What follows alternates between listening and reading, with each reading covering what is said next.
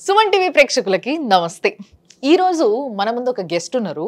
ఆయన ఏమంటున్నారంటే, మీరు జాగా కొనాలంటే హైదరాబాద్ చుట్టుముట్టు అది మా దగ్గరనే. ఎందుకంటే అలాంటి ఆఫర్స్, అలాంటి ఒక బంగారం లాంటి భూమి మీకు ఎక్కడ దొరకదు, అది మా దగ్గరనే దొరుకుతుంది విత్ బెస్ట్ ఆఫర్స్. అండ్ ప్రతి ఒక్కరికి, అంటే అన్ని క్లాసెస్కి, middle class, hire middle class, high class అందరికి, ఒకవేళ లో క్లాస్ వాళ్ళు కూడా కొంచెం ధైర్యం చేసి భూమి కొనుక్కోవాలి అనుకుంటే మాత్రం వీఆర్ దేర్. ఆయన్నే మన సంతోష్ గారు, 46acres.com MD అండ్ ఫౌండర్. ఆయనతో మాట్లాడడానికి నేను తయారుగా ఉన్నా, కాబట్టి మీరు కూడా ఇనిషియేటివ్ మస్తు ముచ్చట్లు ఉన్నాయి మావి. నమస్తే అండి. నమస్తే madam. To Bengaluru highway.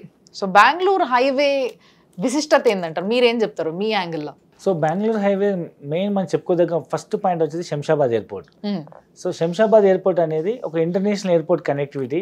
So ఒక హైదరాబాద్ నగరాన్ని మహానగరంగా, ఒక విశ్వనగరంగా మార్చిందే బికాస్ ఆఫ్ ఎయిర్పోర్ట్. సో అయితే ఎయిర్పోర్ట్ అనేది ఎట్లా సెంటర్ పాయింట్ అవుతుంది అంటే, ఏ ఊరికైనా సెంటర్ పాయింట్ బస్ స్టాండ్ లేదా రైల్వే స్టేషన్ ఉంటే ఎయిర్పోర్ట్ సెంటర్ పాయింట్ అవుతుంది.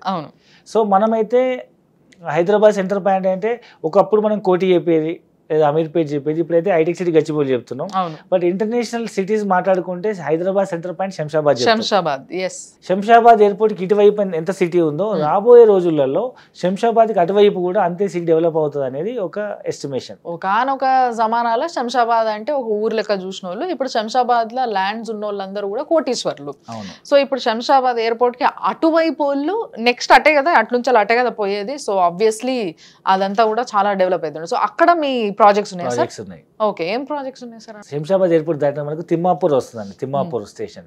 సో తిమ్మాపూర్ వరకు అప్రాక్సిమేట్ 10 కిలోమీటర్స్ మొత్తం 111 జీవో. అవును. సో అంటే కన్స్ట్రక్షన్ పర్మిషన్ లేదు. సో హడా జోన్ కాబట్టి ఫ్లైట్స్ దిగడానికి ఎగడానికి మనకు ఇబ్బంది లేకుండా కన్స్ట్రక్షన్ అసలు పర్మిషన్ లేదు. మ్యాక్స్ మొత్తం గ్రీనరీ ఉంటుంది. దాని తర్వాత మనకు ముచ్చింతల స్టాచ్యూ ఆఫ్ ఈక్వాలిటీ ఒకవైపు లెఫ్ట్ సైడ్, రైట్ సైడ్ మీకు కన్హా శాంతివనం, రెండు మంచి పిల్గ్రిమ్ సెంటర్స్ ఉంటాయి, మెడిటేషన్ సెంటర్స్.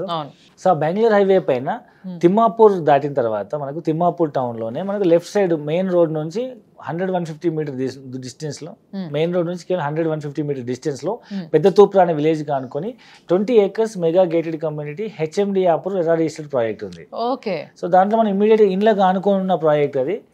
హైవేకి వాకబుల్ డిస్టెన్స్, రైల్వే స్టేషన్ కి ఒక 1/2 కిలోమీటర్, ఎయిర్పోర్ట్ కి ఒక 10 నిమిషాలు, అండ్ మనకు చుట్టుముట్టు ఇళ్ళకు అనుకొని ఇమీడియట్ ఇల్లు కట్టుకుని ఉండే విధంగా. దట్టు సిటీలో అపార్ట్మెంట్ కొనుక్కునే బడ్జెట్ అక్కడ విల్లా సొంతం చేసుకోవచ్చు. సో ఇది ఎంత ఉంటుంది సార్? ఎలాంటి మిడిల్ క్లాస్ వల్ల, హై క్లాస్ వల్ల ఎవరికి బాగా వర్కౌట్ అవుతుంది అంటారు ఈ ల్యాండ్? ఇది ఒక అపార్ట్మెంట్ కొనుక్కుందాం అనుకునే మిడిల్ క్లాస్ బడ్జెట్ నుంచి IT ఎంప్లాయీస్ కానీ, ఫార్మా ఎంప్లాయీస్ కానీ, లేదా చుట్టుముట్టు పెంజర్లలో పనిచేస్తున్నటువంటి మ్యానుఫ్యాక్చరింగ్ ఇండస్ట్రీలో పనిచేసే వాళ్ళకి కానీ, సో ఆ సింబయోసిస్ యూనివర్సిటీలో పనిచేసే వాళ్ళకి కానీ, లేదా రిటైర్డ్ అయ్యి ప్రశాంతంగా కన్నా శాంతివనము, స్టాచ్యూ ఆఫ్ ఈక్వాలిటీ దగ్గర మెడిటేషన్ చేస్తూ పిల్లలంతా సెటిల్ అయింది అనుకునే వాళ్ళకి దగ్గరలో మంచి హైవేగా అనుకుని ఉన్నటువంటి ప్రాజెక్ట్ మనది ఈ పెద్దతూప్ర విలేజ్ ప్రాజెక్ట్ అని చెప్పొచ్చు.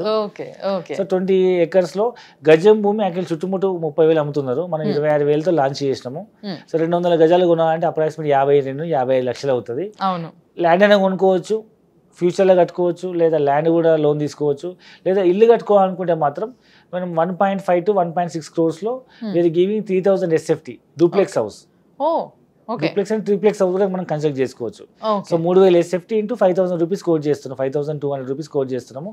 అప్రాక్సిమేట్ 1.5 crore to 1.6 crores లో 200 గజాల్లో మంచి ఇల్లు, అపార్ట్మెంట్ బడ్జెట్ లో ఇండిపెండెంట్ హౌస్, ఎయిర్పోర్ట్ దగ్గర, రైల్వే స్టేషన్ దగ్గర, హైవే దగ్గర. సో ఆ రోడ్ లో జరగబోతున్న డెవలప్మెంట్ ఏ విధంగా ఉండబోతుంది sir? So first of all major airport ఇంత మనం చెప్పుకున్నట్టు. రెండవది వచ్చేసి ఈ రోడ్, ఇది NH44 అంటారు దీన్ని. ఇది భారతదేశంలోనే అత్యంత పొడవైన రహదారి, కింద వరకు ఉంటుంది, జమ్మూ కాశ్మీర్ టు కన్యాకుమారి. అండ్ ఇప్పటి వరకు ఉన్న రోడ్ 4 lane రోడ్, ఇప్పుడు అది 12 track రోడ్ అవుతుంది. 4 track road, service road 6 lane కాస్త ఇటు 6 lanes, ఇటు 6 lanes 12 track రోడ్ అవుతుంది. అది హైదరాబాద్ నుంచి బెంగళూరు కనెక్ట్ అవుతుంది అనమాట. ఇది first point. And second thing ఏంటంటే, ఈ తిమ్మాపూర్ రైల్వే స్టేషన్ అనుకున్నాము, it is going to become a terminal.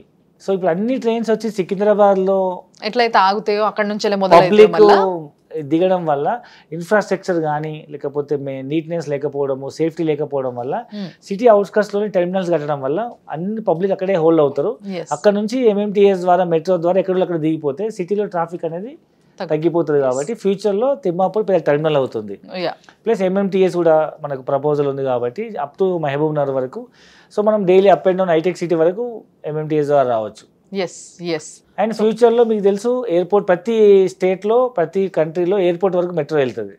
So మనం నియర్ టు మెట్రోకు కనెక్ట్ అవుతాం. సో సిటీలో ఎక్కడైనా వెళ్ళిపోవచ్చు. అండ్ రోడ్ పెద్దగా అవుతుంది, టెర్మినల్ పెద్దగా అవుతుంది, ఎయిర్పోర్ట్ ఉంది, ప్లస్ మెట్రో వస్తుంది. సో అన్ని విధాల కనెక్టివిటీ ఉంటుంది. అండ్ అక్కడ నుంచి మ్యాక్స్ 35-40 minutes లో ఇప్పుడున్న రోడ్ లో 40-45 minutes లో మనం హైటెక్ సిటీ గచ్చిబౌలి రావచ్చు. అబ్సల్యూట్లీ.